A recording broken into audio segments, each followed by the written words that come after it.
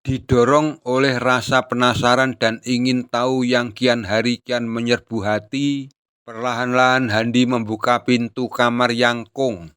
Hari ini adalah waktu yang sangat tepat untuk mengetahui rahasia dalam kamar ini mumpung Yangti pergi mengunjungi Bude Ratri di luar kota. Setelah secara perlahan pintu kamar terbuka, dengan sikap berhati-hati Handi memasukinya dan menutup pintu kembali dari dalam. Di dalam kamar ada ranjang kayu jati tanpa kasur dan almari terbuat dari kayu jati pula. Handi yang berdiri beberapa saat di depan almari merasakan dadanya berdebar-debar. Ia memang sempat ragu untuk membuka pintu almari, tetapi rasa penasaran sebagaimana yang terjadi pada remaja yang baru memasuki bangku SMA lebih kuat daripada keraguan. Dengan sangat berhati-hati pintu almari dibuka. Hawa panas dari dalam almari terasa menerpa tubuh Handi pada saat pintu almari terbuka. Kemungkinan karena udara yang telah sekian tahun terpendam dalam almari berebutan lepas sehingga menimbulkan panas. Di dalam almari jati yang baru dibuka cukup banyak benda peninggalan Yangkung. Ada beberapa keris, beberapa pakaian, 3 blangkon dan 2 tongkat. Dari sekian banyak benda milik Yangkung yang tersimpan di almari, blangkon menjadi benda yang paling memikat perhatian Handi. Ia membayangkan naik motor dengan mengenakan blangkon pengganti helm tentu akan menarik perhatian setiap orang yang melihatnya. Setelah mengenakan blangkon Yangkung dengan masih bersikap hati-hati, Handi keluar dari dalam kamar dan kembali menutup pintu. Dengan mengenakan blangkon Yangkung, Handi merasa lebih gagah dan lebih hebat. Ia akan pergi ke rumah Pak Dewarso dengan sepeda motornya. Sebelum pergi, Handi menyempatkan ke dapur untuk pamit. Dengan bertolak pinggang dan senyuman bangga, ia berdiri di hadapan ibunya. Ia berbicara dengan nada datar dan intonasinya mengungkapkan pertanyaan. "Pantas nggak, Bu, saya pakai blangkon ini?" Ibunya yang tengah main HP tak memberikan jawaban. Reaksi sedikit pun tidak. Itulah jeleknya kalau ibu-ibu bermain HP. Handi menggerutu dalam hati dan segera pergi ke arah motornya. Yang penting ia sudah pamit ke ibunya. Kalau tidak ada tanggapan, itu bukan salahnya. Tak beberapa lama Handi telah menghidupkan mesin motor. Motornya pun segera meluncur melewati halaman depan rumah menuju jalan raya, kemudian berbelok ke kiri menuju rumah Pak Dewarso. Jalan panjang yang dilalui hanyalah jalan berukuran lebar sekitar 5 meter. Bukan jalan raya yang besar. Jalan itu tidaklah terlalu padat oleh kendaraan. Kebiasaan memang demikian. Jalan yang dilewatinya hanyalah jalan yang menghubungkan satu desa ke desa lain. Tetapi aspalnya halus dan belum ada luka berupa lubang jalan yang menganga, halus dan mulus. Sebagaimana yang diduga oleh Handi, beberapa pengendara motor yang bersimpangan dengannya tampak memperhatikan Handi dengan pandangan keheranan. Mengenakan blangkon pada saat berkendara motor memang bukan sebuah kebiasaan. Apalagi Handi adalah seorang remaja yang dalam kebiasaannya tentu kurang menyenangi berpakaian adat. Mungkin ia tak pantas mengenakan blangkon, atau mungkin malah tampak gagah dan berwibawa. Tetapi semakin lama Handi merasakan bahwa cara pandang keheranan mereka cukup berlebihan yang membuatnya merasa aneh. Para pengendara motor yang berpapasan melihat Handi seperti ketakutan. Mereka melajukan motor lebih menepi. Bahkan ada pengendara yang hampir terjebur parit tepi jalan karena rasa heran mereka yang kelewat daripada keheranan sewajarnya. Kenapa ya? Mungkinkah belangkon yang dikenakan tampak bercahaya? Atau belangkon itu tampak seperti benda lain dalam pandangan mereka? Mengingat semasa hidup, Yangkungnya dikenal sebagai orang sakti. Beberapa saat kemudian, motor Handi telah berbelok ke halaman rumah yang dituju, rumah Pak Dewarso. Memang tak terlalu lama karena jarak rumahnya dengan rumah Pak Dewarso cukup dekat. Setelah mematikan mesin motornya, Handi bergegas menuju pintu depan rumah yang tampak terbuka. Keadaan rumah tampak sepi. Setelah beberapa kali memberi salam tak ada jawaban, Handi segera berbalik, kemudian mengitari rumah menuju pintu belakang. Ia melihat Pak Dewarso yang tengah membuat benda dari anyaman bambu di halaman belakang. "Pak D, bagus apa enggak belangkon yang saya kenakan?" Ia bertanya dan berdiri menunggu jawaban. Tapi jawaban itu tak kunjung ada. Handi semakin mendekati Pak Dewarso dan kembali bertanya. Pak Dewarso tetap dengan kesibukannya menganyam bambu tanpa mempedulikan kehadiran Handi. Handi menjadi heran. Apa Pak Dewarso sudah tuli ya? Padahal Pak Dewarso belum terlalu tua. Dari depan rumah terdengar deru motor yang kemudian berhenti. Mesin pun segera dimatikan. Budiwarso memasuki rumah dan memanggil-manggil suaminya. "Di belakang, Bu." Pak Dewarso menjawab. Berarti Pak Dewarso tidak tuli. Sesaat kemudian Budiwarso muncul lewat pintu belakang. "Motornya Handi ada di depan rumah. Terus anaknya kemana, Pak?" "Saya di sini, Bude." Handi menjawab, tetapi tak ada reaksi dari Budi atas jawaban Handi. "Anak itu gimana toh? Motor ditaruh di depan, terus anak ini kemana? Nggak pamit bapak ya?" Handi tampak bingung atas peristiwa yang dialami. Pak Dewarso yang kemudian menjawab, "Saya nggak tahu loh, Bu. Kapan anak itu kesini?" Agaknya Pak Dewarso nggak melihat dirinya. Bu Dewarso juga tidak. Mereka juga tak mendengar ucapannya. Apa yang sebenarnya terjadi pada dirinya? Handi berdiri diam dan termanggu beberapa saat lamanya. Berdiri diam dan mencoba memikirkan keadaan dirinya.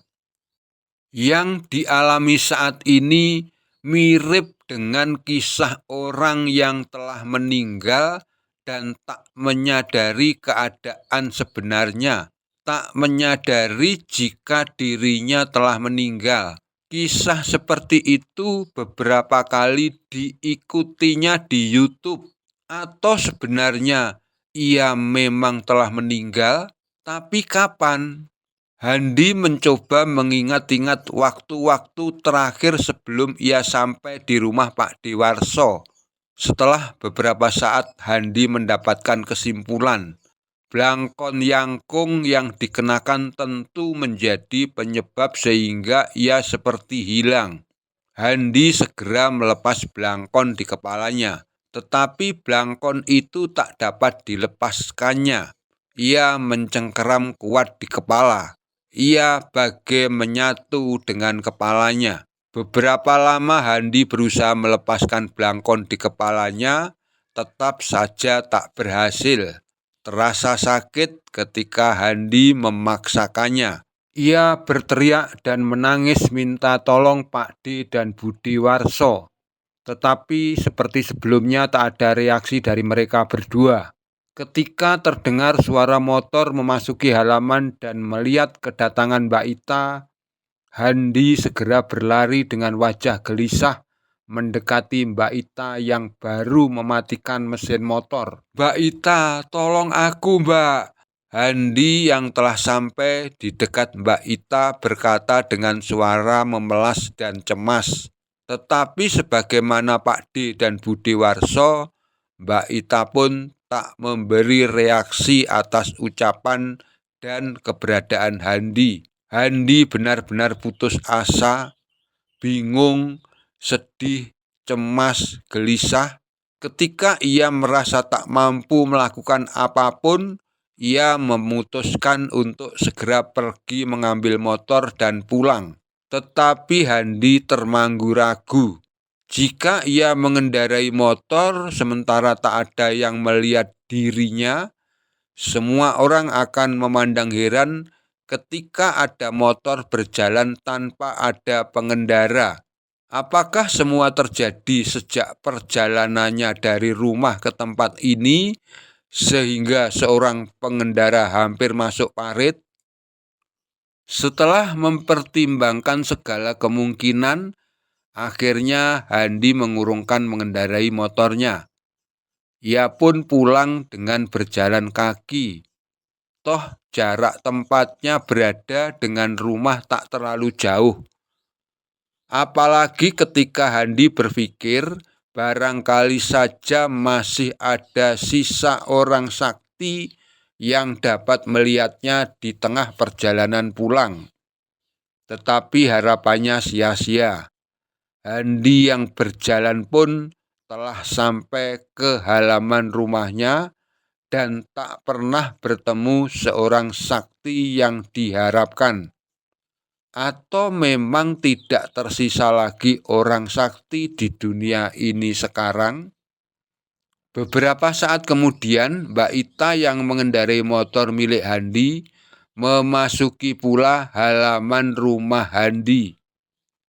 Handi sempat heran bagaimana mungkin Mbak Ita membawa motornya.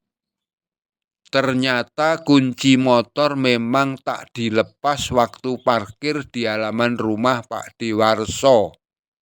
Mendengar suara motor yang dikenalnya, Ibu Handi segera keluar rumah. "Kok motor Handi kamu bawa ta?" "Motor ini ada di halaman rumahku, Bule. Tapi Handinya nggak ada. Saya pikir ia pergi bersama temannya dan langsung pulang ke sini."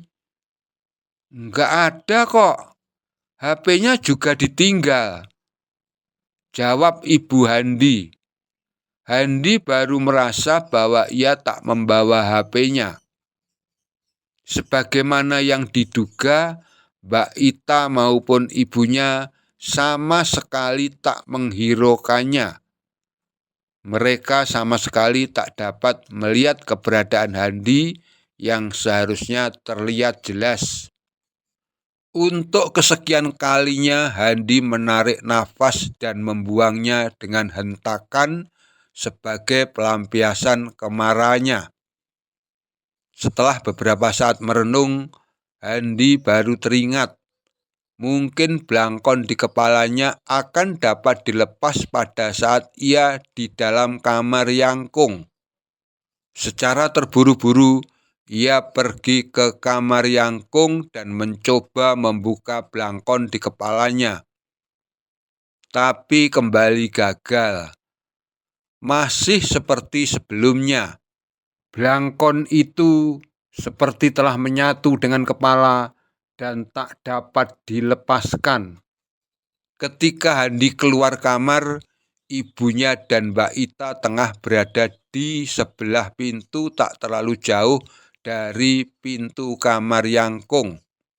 Mereka tampak tegang ketika melihat pintu terbuka sendiri, kemudian tertutup kembali. "Yangkungmu memang bukan orang sembarangan, ta?"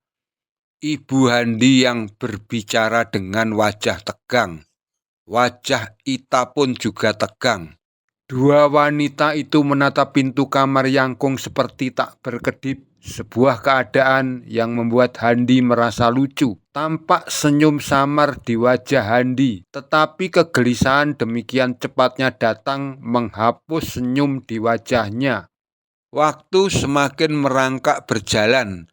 ayah dan ibu Handi mulai gelisah, sedangkan kegelisahan di wajah Handi seperti telah sampai puncaknya.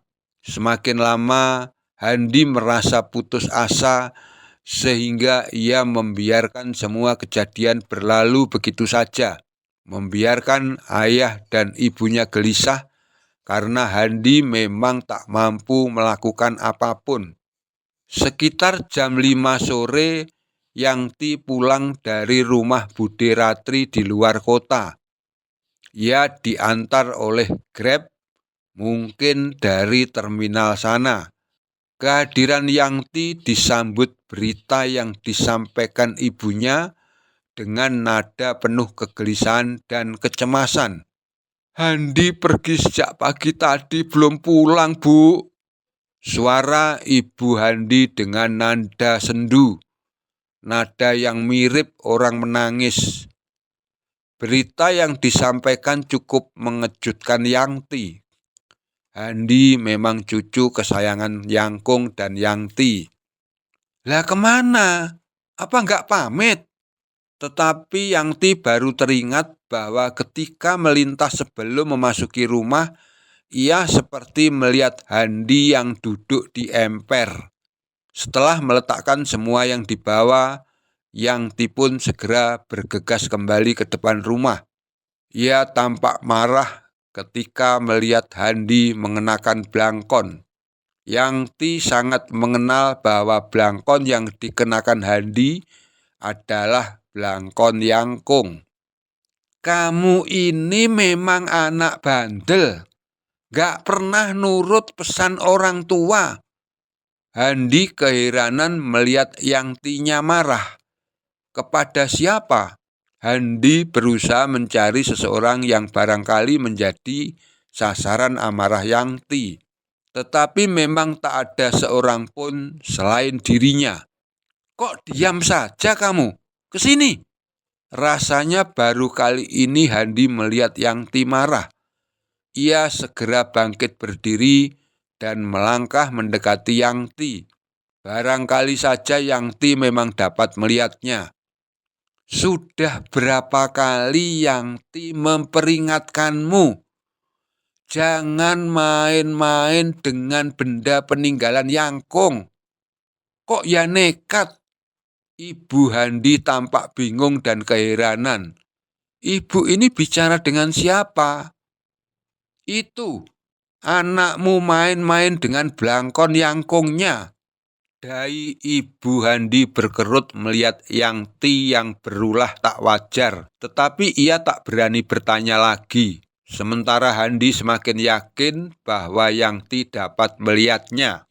Ia pun berlutut dan memegang kaki Yangti. "Tolong aku Yangti, ampun Yangti." Tanpa menjawab lagi, Yangti segera menarik tangan Handi dan membawanya memasuki kamar Yangkung.